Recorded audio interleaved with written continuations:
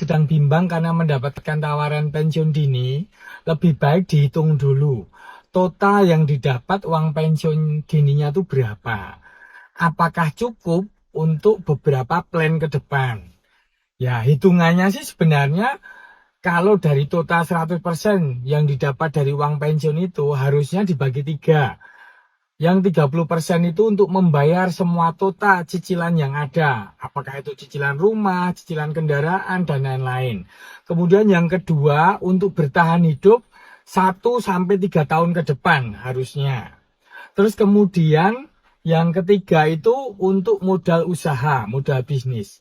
Yang kedua tadi yang untuk plan bertahan hidup tadi 1-3 tahun ke depan itu termasuk diantaranya utamakan yang jangka panjang yang lebih dari 1 tahun itu untuk plan pendidikan anak-anak.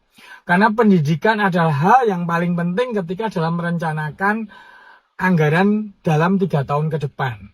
Ya jadi apakah anak mau sekolah, SMA, mau kuliah, mau masuk TK dan lain-lain harus dihitung secara detail.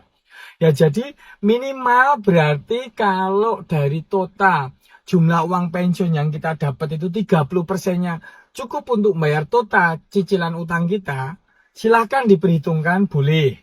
Ya, karena jumlah total yang didapat itu kan harus pasti dulu. Misalnya uang untuk pensiun dini itu kan komponennya terdiri dari uang pesangon, uang penghargaan masa kerja maupun uang pengganti hak ya. Uang pengganti hak diantaranya jaminan hari tua. Misalnya asumsikan aja 200 juta atau lebih 200 juta yang kita dapat.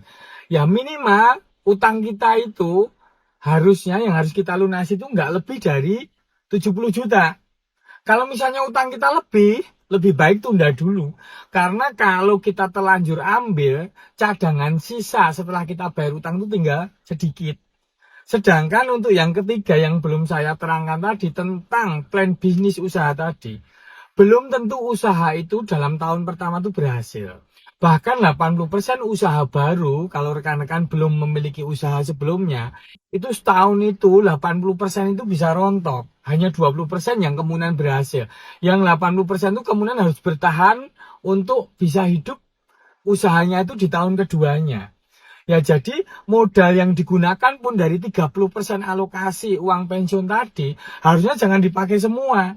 Karena tidak semua plan usaha pertama itu berhasil. Jadi mending gunakan separuh dulu dari 30%. Berarti kisaran 15% dari total uang pensiun.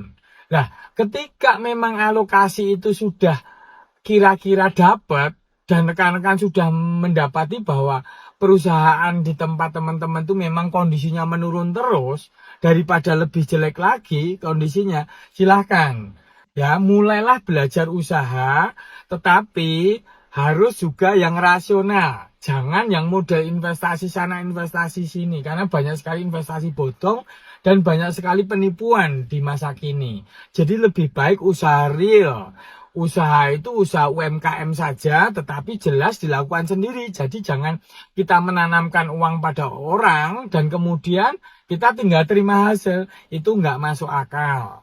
Ya, lebih baik belajar untuk berwira swasta mandiri.